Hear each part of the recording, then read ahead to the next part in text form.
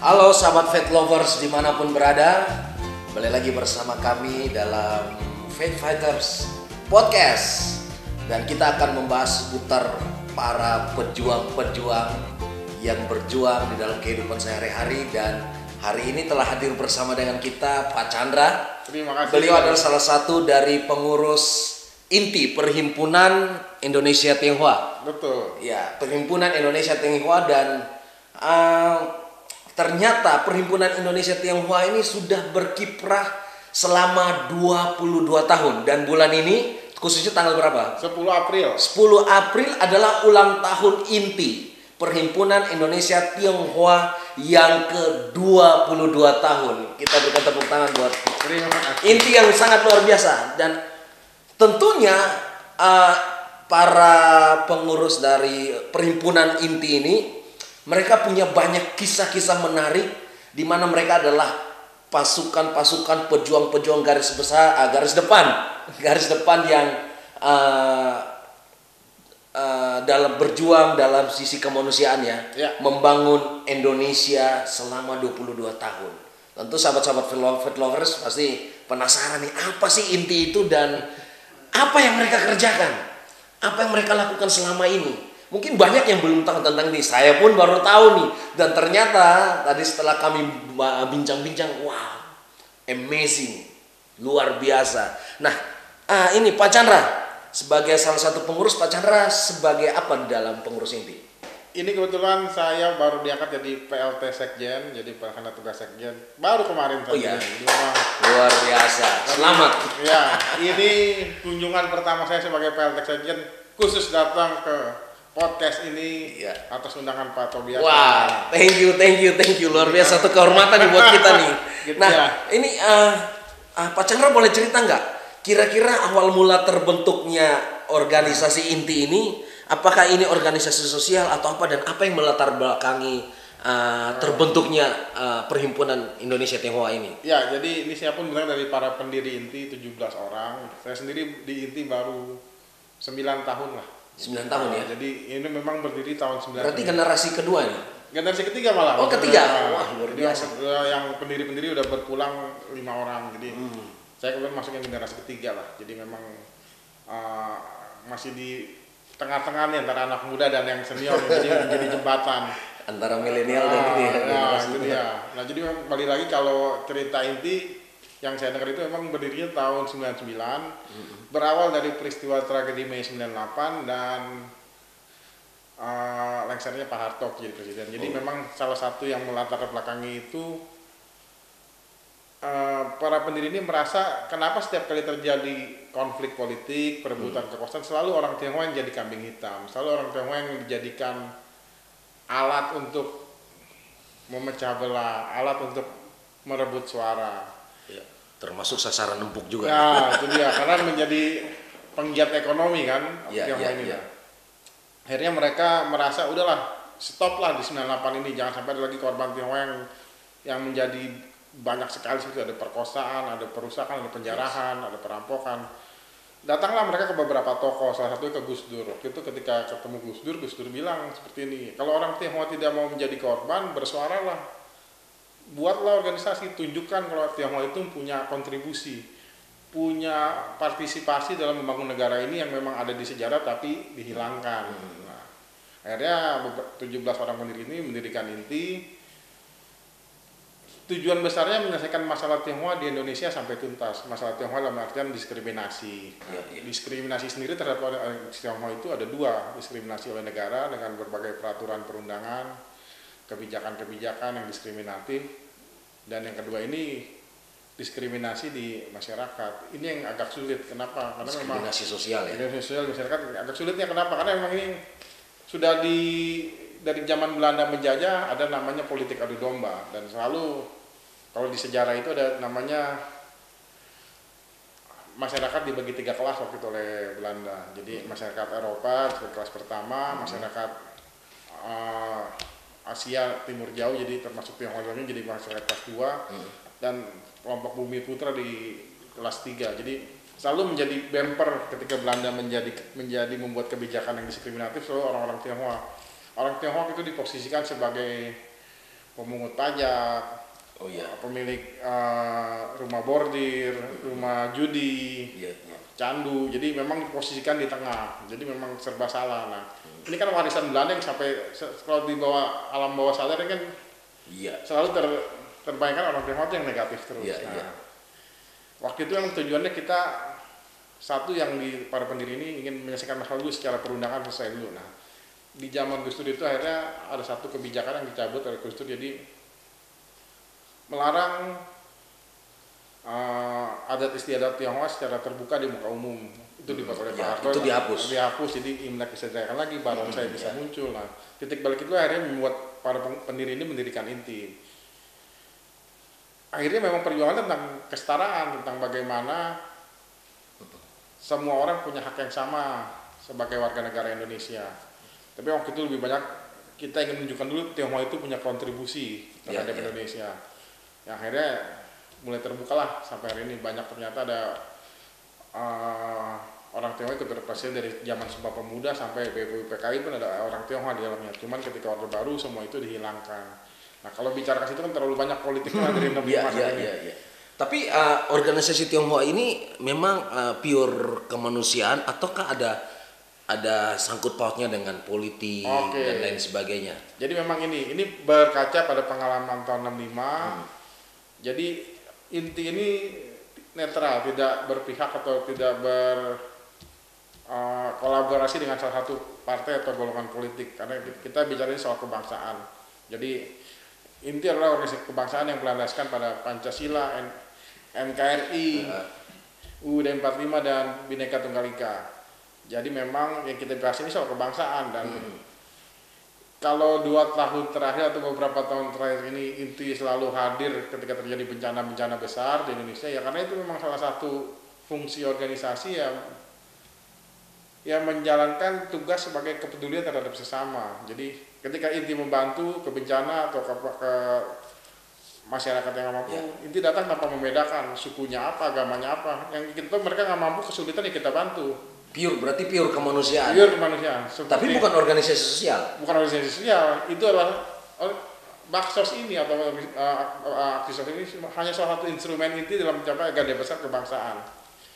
Kenapa seperti itu? Jadi ini pun ada ceritanya dulu ketika orang Tionghoa ingin membantu, mereka nggak mau muncul mukanya, udahlah kasih uang aja biar orang lain yang maju. Kita justru mau menghilangkan itu. Yang dibutuhkan bukan hanya uang buat kita, tapi ketika kita datang bersentuhan langsung, berinteraksi, bicara dengan mereka yang tidak mampu atau mereka yang kesulitan, ada satu rasa emosional yang terbangun bahwa kita sama-sama lo sebangsa setanah air Indonesia, bersaudara. Ketika kamu dicubit, saya pun ikut merasa sakit. Yes. Nah, itulah sebenarnya ini kan. Nah, itu yang hilang mungkin ya. Sehingga terjadi puncaknya kerusuhan 98 itu. Betul. Ada gap yang besar. Seolah-olah orang Tionghoa itu kaya, yang lain kurang mampu. Jadi ada gap kecemburuan ekonomi, ada kesenjangan sosial. Nah, justru inti hadir menjembatani di situ bahwa kita ini sama-sama. Ketika orang Tionghoa bisa maju secara ekonomi, bukan berarti mereka melakukan hal-hal curang, tapi ya karena diposisikan hanya sebagai penggiat ekonomi. Berkarir di bidang politik tidak boleh waktu itu, di militer juga tidak boleh. Jadi yang tersisa hanya sebagai dagang ekonomi. Makanya kalau sesuatu dilakukan terus-menerus selama hampir 32 tahun ya akan menjadi ahli lah. Makanya jadi memang, tapi kadang-kadang oleh oknum-oknum politisi kita jadi bahan untuk membuat satu apa istilahnya ya, bahan untuk mencari suara, komoditi mereka tuh. Betul. Sedangkan yang mereka pertaruhkan itu kesatuan bangsa loh, itu kan ngeri sekali gitu. Nah, makanya memang inti mencoba hadir mengisi ruang-ruang kosong di mana mungkin ada orang-orang yang mampu tapi kurang mendapat perhatian, ada mereka yang butuh pertolongan tapi belum terjangkau oleh tangan pemerintah. Inti mencoba hadir di ruang-ruang itu. Inti mencoba membantu tanpa membedakan siapapun itu yang butuh bantuan. Selama inti mampu akan kita bantu. Lintas suku, lintas agama, apapun mereka, ya akan dibantu atas dasar rasa kemanusiaan. Yes, Karena yes. itu ya salah satu ajaran Gus Dur yang dititipkan ke kami di Perhimpunan Inti. Jadi nggak ada kepentingan-kepentingan terselubung ya? Tidak ada sama sekali. Sama sekali, ini Tidak ada. pure bersih ya. Nah, makanya kadang kalau kita datang orang suka tanya malah, Pak ini dari partai mana? Bukan, kami bukan partai, kami datang. Jangan-jangan Inti mau buat partai. Jangan-jangan ada agendanya, Bapak pakai baju apa gitu? Kok merah-merah? Oh bukan, ini emang kita seragam kita, jadi memang mungkin itulah. Hari ini problemnya seperti itu, tapi buat kami itu bukan satu hambatan, tapi itu tantangan. Jadi kita datang, kita dengan niat baik, kita juga tapi tetap harus mengamati lingkungan. Ketika kita diterima, kita harus datang dengan hati yang lebih baik. Tapi kita ada penolakan, ya kita juga menerima. Karena kan sini semua butuh waktu. Masyarakat kita mungkin sudah terlalu jenuh, sudah terlalu capek dieksploitasi secara politik. Jadi wajar ada kecurigaan-curigaan. Cuman buat kami, itulah tantangannya kami sebagai etnis Tionghoa untuk membuktikan ya inilah Indonesia. Inilah Indonesia dengan segala perbedaan, dengan segala rintangan apapun itu, tapi perbedaan itu harusnya menyatukan kita menjadi lebih kuat, bukannya jadi makin jauh. Tragedi 98 itu yang membangkitkan lahirnya Inti untuk bersuara dan menyampaikan aspirasi dan sehingga bisa menjembatani gap yang dibangun puluhan tahun yang lalu, bahkan dari zaman penjajahan ya. Dari zaman penjajahan. Nah, saya ingin tahu, semua sahabat Faith Lovers di rumah juga ingin tahu nih, sebenarnya visi daripada Inti sendiri itu apa sih? Visinya tetap kita ingin menjadikan Indonesia menjadi rumah bersama. Rumah bersama. Rumah bersama yang semua bisa hidup dengan nyaman, dengan tidak ada rasa kecurigaan, tidak ada rasa takut tersaingi satu sama lain. Ketika apapun, nggak ada perbedaan antara kaya dan miskin juga. Ya, tapi memang gini ya, kaya dan miskin itu nasib kan, sama kerja kerasnya. Jadi buat kita ya udahlah, yang kaya ketika punya sesuatu yang lebih bagikanlah kepada saudara-saudara mereka yang nggak mampu. Jadi ya kekayaan itu juga dari Tuhan, jadi harus ada beberapa yang harus kembalikan lagi untuk kemuliaan nama Tuhan, juga untuk saudara-saudara yang nggak mampu. Jadi buat kami ya, yang punya rezeki lebih ya berbagi dengan teman-teman yang kurang mampu, dan yang nggak mampu juga ya berusahalah, bercobalah belajar bagaimana bisa menjadi lebih baik. Di Inti itu banyak sekali program tentang pemberdayaan UMKM. Oh gitu ya, bukan sekedar bantuan sosial saja ya? Bukan, jadi kita waktu itu ada satu ide unik. Jadi ketika orang Tionghoa jualan gado-gado 20.000 dengan teman-teman Tionghoa jual 8.000, tapi tetap laku yang 20.000. Ya. Nah, pasti itu ada, kenapa itu? Nah, itu pasti ada trik-triknya bagaimana. Mungkin Mungkin dia lebih bersih, pemilihan bahan makanannya lebih baik, atau lebih teliti lah, menggunakan bahan yang lebih baik, terus pelayanannya terlihat lebih ramah, tempatnya lebih nyaman.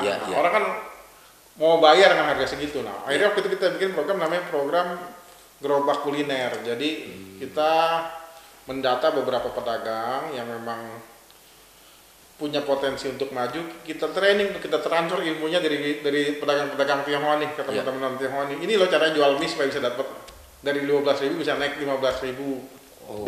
Gado-gado, siomay, segala macam, bakso. Dan itu udah jalan? Udah jalan. Tahun berapa tuh? Itu tahun 2011. 2011 ya? Kira-kira yang ikut terlibat di dalam anggotanya ada berapa banyak? Wah, itu banyak sekali. Pesertanya kita akhirnya bikin festival. Itu pedagangnya 100 sampai 150 pedagang. Dari khusus Jakarta? Khusus Jakarta dulu. Oh ya? Nah, berapa banyak? 150 pedagang kita kumpulin, kita bikin festival selama 1 hari penuh. Di situ kita kasih penghargaan kepada pedagang terbaik. Kita kasih gerobak baru, jadi mereka jadi semangat lagi. Jangan cicilan lah. Jadi buat kita waktu itu bukan diberikan cuma-cuma, tapi harus ada program bergulir. Kita kasih pemahaman. Ini bukan gratis, tapi Bapak cicil ke kami, nanti uang Bapak kumpulkan, kami bantu lagi buat teman-teman Bapak yang butuh gerobak baru, butuh training lagi bagaimana cara menjual yang baik. Tapi waktu itu kita datangkan chef dari restoran. Wow. Bagaimana cara bayar mahal dong? Ya, buat kita itu bukan soal mahal, tapi bagaimana kita bisa mengangkat derajat teman-teman ini yang jualan ini. Banyak program-program seperti itu. Nah, ini hebat nih, sahabat Faith Lovers yang ada di rumah.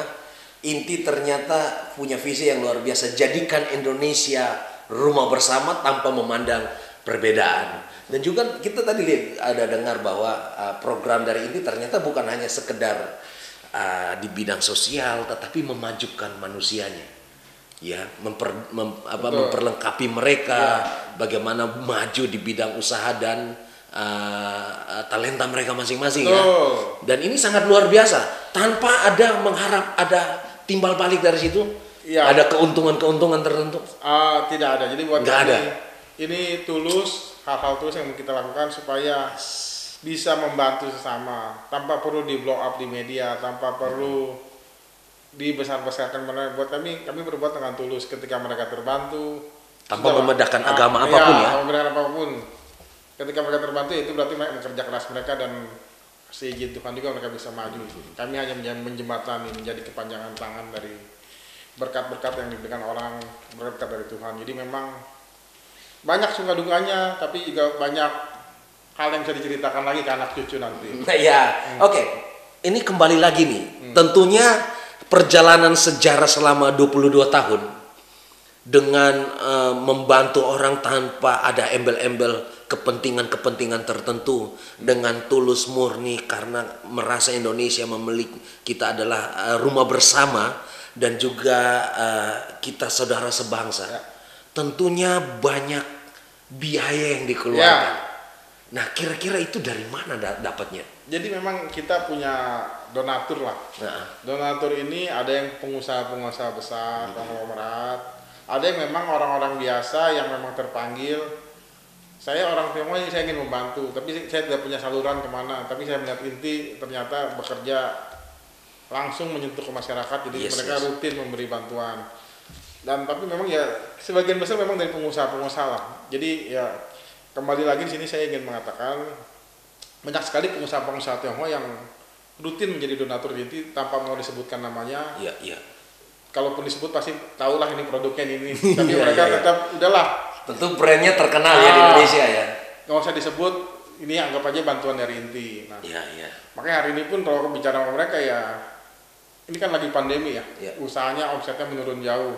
Ya. Tapi begitu kita mengetuk, kita bilang, Pak, kami mau ada bakso ke sini, ada apa? Ya di sini ternyata angka COVID-nya cukup tinggi, kita memberikan bantuan APD, masker segala macam. Kita udah transfer. Yang paling baru ini seperti di NTT. Belum kita telepon udah transfer duluan. Wah, luar biasa. Ini buat bantuan teman-teman di NTT ya. Saya tahu inti pasti akan turun duluan. Yes. Pak. Dan ya lumayan itu angkanya. Luar biasa ya. Tapi kita bisa disebutkan nggak? Nggak usah. Ya ada yang 3 digit lah itu. Oh iya. Depannya lah gitulah. Jadi Nah, ini hebat nih. Ini luar biasa nih. Jadi kemarin saya dengar itu saya baru tahu inti ini dari Om Tobi ya. Baru tahu dan saya coba-coba semalam ya. Saya cari inti di Google ya. Inti Perhimpunan Tionghoa dan saya dapat Instagramnya. Begitu saya buka ternyata wah, NTT mereka udah ada di sana nih, udah turun duluan nih. Sementara pemerintah baru susun rencana mau buat bantuan apa, tapi ternyata inti udah hadir di sana. Dan mereka ini pasukan-pasukan garis depan untuk berjuang di bidang kemanusiaan tanpa ada embel-embel tertentu, nggak bawa agama, nggak bawa politik, golongan dan lain sebagainya, tetapi murni karena Indonesia rumah bersama. Ini hebat, ini luar biasa, tulus dengan dana sendiri tanpa minta dana sini sana dari mereka pengurus-pengurus mereka sendiri dan mereka berkorban untuk memajukan Indonesia. Ini luar biasa. Nah, tadi Pak Chandra udah menjelaskan sedikit ya tentang program-program. Nah, sahabat-sahabat Faith Lovers di rumah pengen tahu nih, selama 22 tahun nih apa yang udah dikerjakan? Nah, mungkin yang dari besar-besarnya. yang secara kasih besar ya. Kalau disebutkan udah terlalu banyak. Terlalu banyak ya, 22 tahun bisa berjam-jam gitu. Iya, satu lagi yang saya lupa tadi. Jadi inti ini terbuka untuk seluruh warga negara Indonesia. Terbuka ya? Tidak hanya untuk etnis Tionghoa, tapi seluruh warga negara Indonesia yang setuju dengan anggaran dasar, anggaran rumah tangga inti. Dan salah satunya ya tidak terlibat dengan partai politik itu saja. Selebihnya ya secara normatif bisa masuk di dalam. Bisa masuk di dalam. Pintu terbuka. Jadi, sahabat Faith Lovers bisa nih, siapapun. Jadi jangan beranggapan hanya untuk etnis Tionghoa. Iya, ini orang kaya aja nih, gitu-gitu ya. Justru inti dibangun untuk membangun persaudaraan tadi, menjadikan Indonesia rumah bersama. Siapapun dengan hati yang tulus ingin bergabung, ingin ikut kegiatan inti, kita terima dengan tangan terbuka, dengan hati terbuka. Berarti inti ini di dalam bukan hanya orang Tionghoa? Ya, campur kan di NTT itu semua ikut gabung, hanya orang Tionghoa. Oh gitu ya? Berarti dari suku, agama, apapun masuk dalam. Oh, luar biasa nih sahabat Faith Lovers nih. Nah, kembali lagi tadi yang tadi program ya ketika ada bencana Inti pasti hadir. Terutama kita awali dari tsunami Aceh 2004. Setelah itu setiap kali terjadi bencana Inti selalu mencoba hadir yang terdepan. Oh gitu ya, Inti hadir juga di Aceh. Biasa. Karena saya dengar isu ya biasalah, isu-isu yang politik itu nggak ada orang dari agama ini, dari golongan ini aja tuh yang datang. Padahal ternyata Inti juga datang. Bahkan kita punya pengurus daerah di Sumut langsung naik mobil waktu itu menembus sampai ke Aceh dulu memberi bantuan. Hari pertama itu ya. Hari pertama. Jadi memang ini hal-hal yang tidak diekspos. Jadi memang kita tidak mau menonjolkan, tapi memang Inti selalu hadir. Dan tanpa membedakan ini daerah mayoritas ini agamanya suku ini. Buat kami selesai itu semua, sudah tidak ada perbedaan seperti itu. Sampai terakhir di Lombok, di Palu pun kami ikut hadir. Waktu itu malah saya ketika Lombok gempa pertama hari Minggu, Senin pagi saya sudah di Lombok itu. Serius? Jadi hari Minggu gempa. Jam 6 pagi, jam 10 saya ditelepon, "Chan, ke Lombok besok." Ada apa? Ada gempa. Pesawat paling pagi saya udah sampai. Jadi Senin jam 8 saya udah di Lombok itu dari Mataram. Nih, sahabat Pet Lovers nih harus tahu nih yang kayak gini-gini nih, ya. Harus tahu nih. Ini harus diekspos dan dunia harus tahu. Dan yang hebatnya begitu sampai sana, orang yang saya harus kontak tidak ada di Lombok. Jadi saya dua hari pertama seperti anak hilang gitu. Langsung bergeliat. Orang asing di Lombok. Saya berdua dong gitu. Langsung cari tukang beras di mana. Cari sendiri. Hari kontak orang Tionghoa di sana perkumpulannya mana. Itu belum ada pengurus Inti di sana belum ada. Jadi memang jalan sendiri kontak, datang ke Koramil, cari tanya posko di mana. Jadi pembuka jalan ya, perintis ya. Hampir seperti itu setiap kali. Ya makanya ya itu untuk bencana. Untuk pendidikan kita punya ada program lagi. Jadi kita namanya program beasiswa pelangi ini untuk anak-anak SMA yang mampu, kita bantu supaya mereka tidak putus sekolah. Nah, kenapa Inti masuk ke bidang pendidikan? Karena waktu itu kita beranggapan Indonesia ini gampang diprovokasi orangnya karena satu kurangnya pendidikan, kurangnya bisa memahami informasi yang jelas. Ketika orang kurang mendapat informasi jelas, jadi apapun info yang masuk, mereka tidak punya filter lagi, tidak punya pemahaman logika yang baik. Maka waktu itu kita beranggapan anak-anak ini setengahnya dengan lulus SMA, mereka bisa punya pemikiran logika yang baik. Dan setelah itu setidaknya bisa melamar kerja. Jangan putus sekolah di SMP, sulit cari kerja. Mau ngojek pun kalau nggak punya motor kan nggak bisa. Betul. Ya ujungnya ya mohon maaf nanti jadinya nongkrong di perempatan di mana jadi beban sosial masyarakat. Nah, betul. Makanya kita waktu itu kita buatlah program beasiswa pelangi tahun 2008 sampai ini 2021 kita ada hampir membantu 1.500 anak Indonesia yang lepas dari putus sekolah. Jadi 1.500 seluruh Indonesia. Masih di Jabodetabek, Bali, sama di Tegal. Jadi memang satu kesulitannya ketika bicara beasiswa ini, kita butuh pengurus yang juga punya hati. Jadi anak-anak ini bukan sekedar kita kasih uang terus selesai. Nah, ini yang membedakan beasiswa pelangi dengan beasiswa lain. Jadi setiap 2 bulan sekali mereka datang ketemu kita, cerita terus bertemu dengan teman-teman yang beda-beda nih. Jadi setahun itu kita terima 100 anak. Jadi kalau setelah 1, 2, 3 ya kurang lebih 200-210 anak. Kita bikin acara gathering, mereka kumpul. Beda agama, beda suku, sengaja kita kumpulin situ, kita bikin games, kita bikin permainan, kita bikin kunjungan acara kemana. Membaur itu, bercerita lah satu sama lain. Jadi ketika yang di rumahnya orang Jawa hanya mendengar orang Jawa, di sini terpaksa harus ngumpul sama teman-temannya yang lain. Ketika mereka di rumah mendapat doktrin, jangan main orang suku ini ya, dia begini-begini. Di sini kita paksa ketemu. Kenapa? Indonesia itu berbeda dan harus ada perbedaan itu yang menjadikan Indonesia ada. Dan harus menerima itu ya. Makanya kita lakukan beasiswa pelangi. Pelangi sendiri arti dari warna-warna yang berbeda itu gabung jadi satu jadi indah. Nah itu makna dari pelangi. Nah itu sudah 1.500 anak. 1.500. Dan itu dari sekolah-sekolah tertentu swasta. Enggak, beda. Sekolah kita bebaskan. Oh gitu. Pesantren pun boleh. Tapi nanti ada persyaratan dan tes dari kita. Yang penting mereka lulus sudah. Setelah itu kita biayai sampai lulus. Nah itu gimana untuk dapat itu persyaratannya apa aja tuh? Persyaratan pasti satu nggak mampu dan punya keinginan kuat sekolah. Jadi ada juga anak yang nggak mampu, cuman emang nggak mau sekolah. Jadi kita nggak bantu. Tapi yang penting dia nggak mampu mau sekolah. Nanti kita panggil ikut tes. Nah itu hubunginya kemana tuh? Nanti ke saya. Oh gitu, ke Pak Chandra. Sahabat Pet Lovers yang di rumah yang punya kerinduan untuk sekolah, mendapatkan pendidikan yang layak, tetapi nggak mampu. Inti membuka pintu, ya, untuk bisa daftar dan dapat beasiswa ya. Beasiswa pelangi namanya. Beasiswa pelangi itu dia. Ada juga yang beasiswa kuliah ke luar negeri. Oh, ada juga. Jadi kita dalam 4 tahun ini memfasilitasi kuliah ke Tiongkok. Betul dapat inti mendapat kepercayaan dari kedubes Tiongkok di Indonesia menyalurkan beasiswa untuk anak Indonesia. Dari 2017 sampai 2021 ini kurang lebih 100 anak kita berangkatkan. 100 anak? S1, S2, S3. Wow. Dan full dapat uang saku. Wow, nginap di sana gimana? Dapat asrama semua di luar biasa. Dan itu dari, mohon maaf, dari sekolah apa aja? Bebas. Dari pesantren ada? Ada, banyak, lebih banyak. Oh ya, lebih banyak pesantren. Ya, jadi memang kita punya, kan seperti di Islam ada, carilah ilmu sampai ke negeri Cina. Ya. Kita jadikan itu satu yang konkret. Jadi memang itu diwujudkan ya.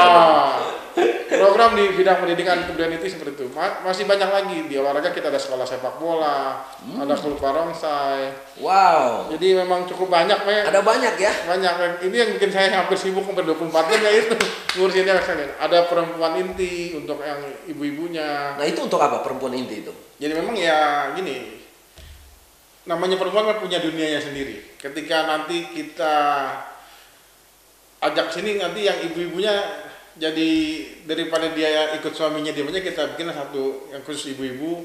Mereka bisa melakukan mungkin cooking class. Jadi ya tadi itu transfer ilmu bagaimana masak terus ya cara buat bakso, siomay yang enak gimana. Betul.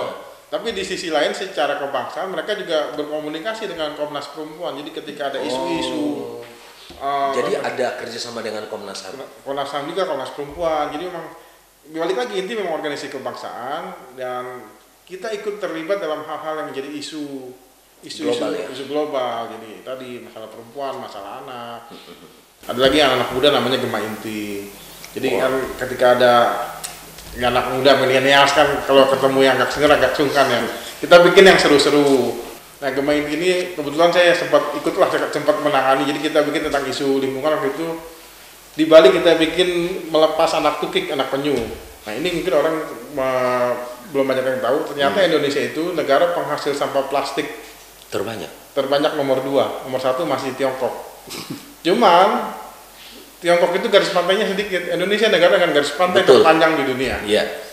Dan dari 7 spesies penyu, 6 itu tinggal di Indonesia. Nah, penyu itu hanya akan bertelur ketika pantai yang dia dilahirkan bersih, tidak ada sampah, dan nyaman untuk mereka. Dia akan kembali ke tempat mana dilahirkan. Ketika nanti dia kembali pantainya kotor, dia tidak mau bertelur. Dia nggak mau bertelur sih. Jadi kalau bahasa saya waktu itu, kalau sampai penyu punah di dunia ini, salahnya orang Indonesia. Tidak bisa menjaga kebersihan. Jadi waktu itu kita bikin di Bali, kita ajak anak-anak, kita ajak bule-bule di situ ikut. Hampir waktu 1.000 orang melepaskan anak penyu bareng-bareng. Kenapa harus dilepaskan ya?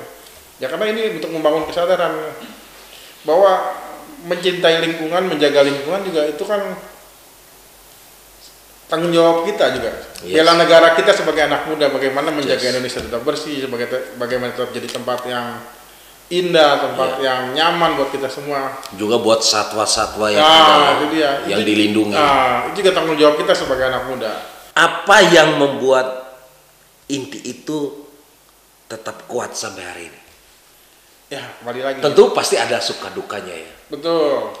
Jadi gini, sempat ada pembicaraan kalau nanti sampai udah nggak ada diskriminasi lagi terhadap etnis Tionghoa di Indonesia, inti nggak perlu lagi, bang. Betul. Apalagi kita perjuangan sudah tidak ada masalah.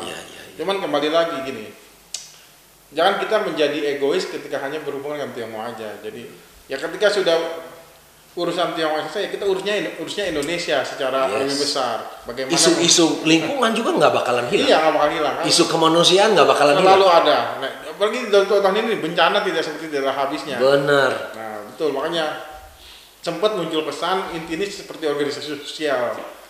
Karena ya kemana-mana bencana ada. Ketika setahun kemarin kan ini hampir tiap hari kita bagi nasi kotak, kita datang ke rumah sakit, kita kasih APD, kita kasih masker. Padahal orang lagi susah itu. Orang susah. Nah, kita gitu. Nah, makanya memang buat saya namanya hidup kan selalu berputar. Dan ketika kita diujinya bukan saat kita lagi senang-senang, tapi ketika lagi susah berarti kita tetap masih bisa peduli terhadap sesama. Menurut Pak Chandra nih, selama berkiprah di Inti, kira-kira hal yang tersulit, tantangan yang paling luar biasa yang dialami itu pernah nggak alami? Ketertolakan, ditolak dan lain sebagainya. Kalau itu sih udah makanan sehari-hari lah. Jadi memang kadang kita datang ke beberapa daerah dengan niat tulus, tapi masih ada aja yang ya itu kan dari orang Cina lah gitu. Buat kita ya nggak apa-apa. Ya ini kan tantangannya kita, bukannya satu hambatan, tapi kita merasa ya memang ya udah yang penting kita nggak usah muncul lah muka kita, tapi mereka dapat bantuan. Jadi kadang ada beberapa daerah yang kita sudah dapat bisikan, Pak ini mungkin nanti agak sulit sana. Ya udah Bapak bawa aja bantuan, kita nggak usah muncul, yang penting mereka terbantu. Bukan nama intinya. Bukan nama intinya, bukan etnis Tionghoanya yang dibawa, tapi bagaimana bantuan ini bisa sampai ke mereka. Iya. Istilahnya ya dia boleh tolak orangnya, tapi bantuannya harus diterima lah buat kita gitu. Hidup jadi berarti kita bisa memberi manfaat ke orang lain. Bagaimana kita bisa datang, bisa bantu, tapi setelah itu mereka menolak ya itu namanya ya sudah risiko. Tapi ketika mereka bisa menerima tanpa harus tahu siapa yang memberi, tapi sudah terbantu, buat kami udah melihatnya pun dari jauh udah senang lah gitu. Nah ini juga saya jadi ingat yang kemarin bulan lalu kami buat program nasi 2000. Jadi nah ini saya dapat tuh kok bisa ya ada nasi bungkus harganya 2000. Ya makanya selama pandemi kemarin kami bikin nasi kotak kan, kita bagi tiap sore. Itu di mana? Di mana-mana di jalanan, ke pul-pul supir taksi, ke pangkalan beca, ke tempat pemulung. Jadi setiap hari. Selama berapa lama tuh? Hampir setahun. Wah. Jadi kita nggak mau ekspos, ada beberapa titik kita ekspos, yang lain kita nggak ekspos. Hampir setahun, saya pikir cuma 1 minggu, 2 minggu, 1 bulan. Hampir setahun. Hampir setahun ya. Jadi kalau di sini udah berhenti, yang lain ikut. Oh di Jakarta udah nggak ada ya, kita yang di Bandung bikin deh. Yang Bandung berarti kita yang di Semarang bikin ya, itu gantian dulu ya gitu. Oh ya udahlah, buat kita ini kan bergulir kan, jadi namanya kebaikan dulu ya udah kita ya udahlah. Nah. Kalau di Jakarta kita bikin memang kita pakai box khusus inti. Kenapa harus ada box khususnya? Jadi jangan sampai nanti ada yang iseng lah, kasih makanan yang nggak bagus segala macam. Oh iya. Nah waktu itu kita akhirnya punya beberapa langganan catering. Sampai cateringnya pun angkat tangan udah Pak nggak ada liburnya dulu nih diulang. Jadi lebih semangat ya. Ya udah akhirnya kita begitu saya ikut bagi, saya ngobrol. Di sebelah ada tukang pedagang itu, cembetut aja dia. Oh iya karena itu merebut gitu pasarnya dia. Saya datang, saya kasih nasi kotak, Bu, udah makan belum? Udah Pak, makanan banyak. Oh iya saya langsung, oh iya, ya Bu maaf ya, hari kita lagi mau bagi-bagi, nanti kita ada program kok buat Ibu. Nah habis itu saya janji berdirinya, coba kita pikir apa program yang tepat ya. Nah ternyata memang ya udah akhirnya kita pikir, saya ngomong sama tim. Udah deh jangan pakai catering lagi, kebanyakan kalau kita bantu nih pedagang-pedagang, karena kan biar mereka juga pejuang nih, buat kehidupan keluarga. Pejuang buat keluarga. Pagi-pagi sudah bangun, sudah masak, ternyata jualannya lebih lama, hasilnya malah lebih sedikit. Jangan sampai inti datang bawa makanan, mereka yang jadi ya, itu dia. Makanya ya udah saya bilang gimana kalau kita ganti konsep lah. Makanannya kita beli dari pedagang kaki lima, pedagang gerobak yang memang sudah dikenal masyarakat situ. Jadi masyarakat tahu, kita datang, kita borong, jadi kita tanya dengan harganya dia harga normal, Pak sehari bisa bawa berapa porsi? 100 porsi, harganya berapa? 8.000. Oh yaudah, besok Bapak jualan kan? Ya udah besok Bapak saya borong semuanya. Tugas Bapak tetap jual kayak biasa, cuman saya yang jualan. Jadi Bapaknya tetap di situ, saya yang jualan. Kenapa? Kalau yang jualan saya takutnya langganan dia. Lah kok yang jualan beda, takutnya rasanya beda. Jadi tetap kita pedagangnya di situ. Saya sama teman-teman jualan. Nah, kita jual kan harga 2.000. Emang Bapak pokoknya tahunnya jualan aja ya. Saya kan bisa dibayar, saya yang jual sendiri. Dijual 2.000, orang bingung 2.000. Nasi sotok terus yang di Bogor, soto mie. Itu kan biasa harga 15-18 ribu. Iya. Itu daging apa 2.000. Daging tikus. Ini kan langganan Bapak. Oh iya. Iya. Bapak kalau mau beli ini harganya 2.000 hari ini. Saya dari ini ya teman-teman lagi bakso lah bantu buat yang lagi pandemi. Jadi kita nggak pakai spanduk, nggak apa cuma nasi 2.000, nggak ada logo inti, nggak ada tulisan Tionghoa. Luar biasa. Udahlah kita nggak sama apa. Nah begitu dikasih 2.000, nanti 2.000 Bapak juga bukan buat saya loh. Nanti saya dikumpulin buat bikin bakso lagi tempat lain. Akhirnya mereka juga tersentuh. Iya. Ada yang ngasih 5.000, ada yang ngasih 10.000. Udah Pak, nggak usah saya nggak usah dikembaliin. Saya juga sekalian mau sosial, dia bilang gitu. Wah, Yang luar ngasih biasa. itu supir angkot, yang ngasih itu tukang beca. Jadi mereka merasa, Pak, dengan 2.000 ini saya merasa terhormat. Kenapa? Daripada saya dikasih gratis, muka saya diekspos, difoto besar-besar masuk koran. Saya merasa saya bukan orang yang, jadi dibilang orang yang hina deh waktu itu. Kenapa? Hanya dengan dikasih itu saya harus difoto, diekspos, sedangkan barangnya sendiri saya tahu barang yang dibeli itu kurang bagus. Tapi dengan program Bapak 2.000 ini, saya merasa terhormat. Saya beli loh, bukannya saya dikasih. Dan ternyata 2.000 saya juga bisa bantu saudara-saudara saya yang lagi susah. Luar biasa, ada transfer spirit juga ya. Jadi mereka kasih lebih. Nah, begitu aja masih banyak yang tanya. Masih ada yang komplain lah. Saya buat di Facebook, waktu itu kan buat ini, kenapa harus bayar sih? Emang tega amat? Aduh, kalau nggak kabar tuh jawabnya, saya bilang udahlah, ini memang mungkin cara Tuhan buat ini ya. Iya, Bilang, Pak, kenapa 2.000? Satu, kalau kita gratiskan nanti diserbu orang. Dalam artian serbu ini, kadang orang yang mampu pun ikut ngambil. Betul. Karena masa gratis. Iya. Kedua, kita emang mau mendidik orang supaya ya nggak semua itu harus gratis, harus ada bayarnya. Dengan rasa bayar itu kan juga merasa terhormat tadi yang seperti pesan kita sampai. Dan terus dengan 2.000 ini kan buat amal lagi ke depannya. Dengan 2.000 ini juga jadi si pedagang itu jadi terpacu juga. Oh, ternyata mungkin selama ini dagangannya sepi karena dia kurang berbuat baik juga, ada gitu kan.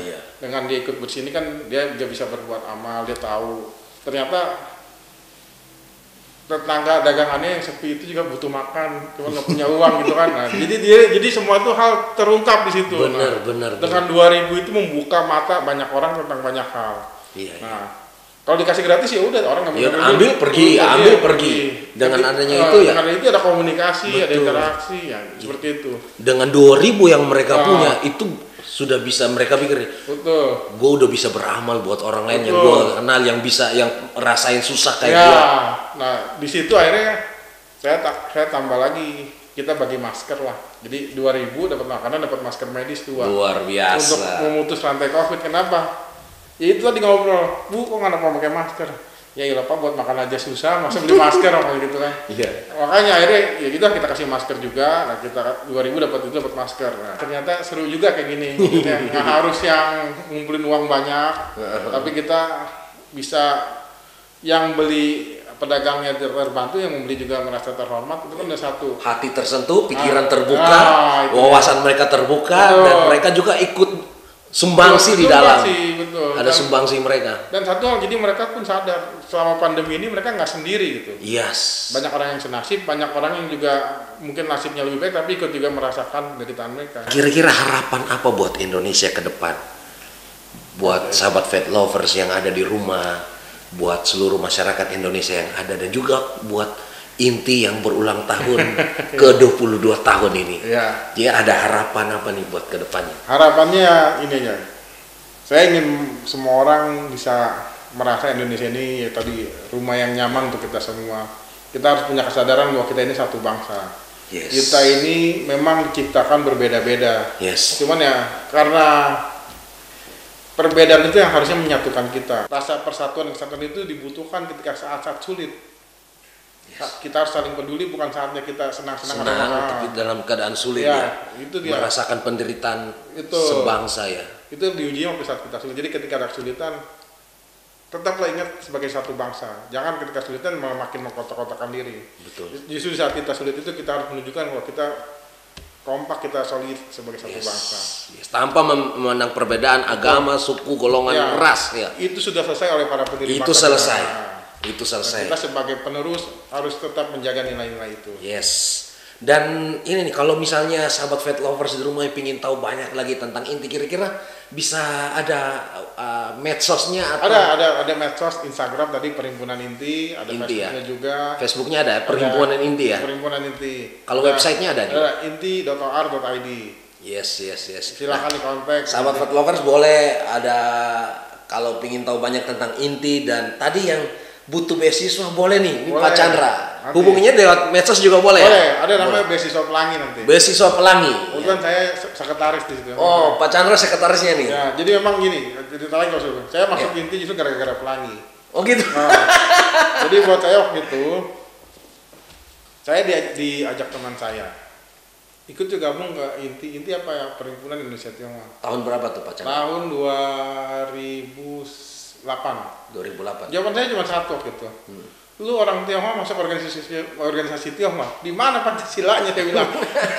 Kenapa lu makin kontak-kontakin diri? Iya, iya. Dia langsung mundur, saya jawab gitu. Nah. Terus gak lama datang lagi, lu pasti suka ini. Apa, ada program beasiswa di Inti. Saya pun masih jawab dengan agak sinis. Pasti buat orang Tionghoa doang. Enggak, lu datang aja. Lu datang lu deh, nggak usah gua ngalahin. Karena kan saya selalu berpandangan seperti itu kan. Iya, iya. Nah begitu datang ternyata emang ini konsepnya beda seperti tadi. Ada pembinaan terhadap anaknya 2 bulan sekali, terus tanpa dibedakan siapapun itu. Terus dengan namanya pelangi itu tadi berbeda-beda, tapi begitu disatukan jadi satu harmonisasi yang indah. Ya itu saya jadi kecemplung di pelangi itu. Karena Sampai hari ini ya. Dari pelangi hari diminta masuk ke Inti, sampai hari ini jadi sekjen, ya itulah ceritanya.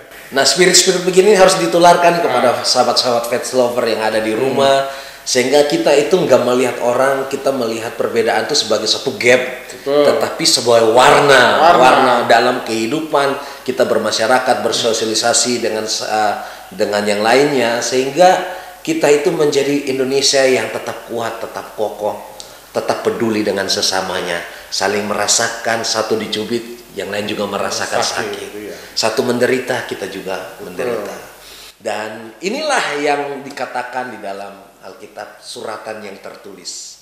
Ya, dan kitalah yang menjadi pelaku-pelaku sejarah di mana kita menyampaikan, mengimplementasikan kasih kepada dunia, kepada mereka yang membutuhkan, tanpa membedakan suku, agama, dan ras apapun. Dan itu yang telah dikerjakan oleh Inti selama 22 tahun, dan kita berharap Inti terus melakukan hal-hal hebat, luar biasa, terus berkontribusi untuk membangun Indonesia yang kaya akan perbedaan ini. Dan biarlah lewat percakapan kita hari ini boleh menginspirasi sahabat-sahabat yang ada di rumah, biar jadi terang, jadi berkat, jadi perpanjangan tangan kasih buat sesama kita yang membutuhkan bantuan kita dimanapun kita berada, tanpa ada kepentingan-kepentingan tertentu. Yes. Oke, thank you Pak Chandra buat sharingnya yang luar biasa. Sekali lagi selamat ulang tahun buat Inti Perhimpunan Indonesia Tionghoa yang ke 22 tahun. Semakin sukses, semakin jaya, dan semakin hari semakin menjadi berkat bagi Indonesia. Sekian, God bless you all.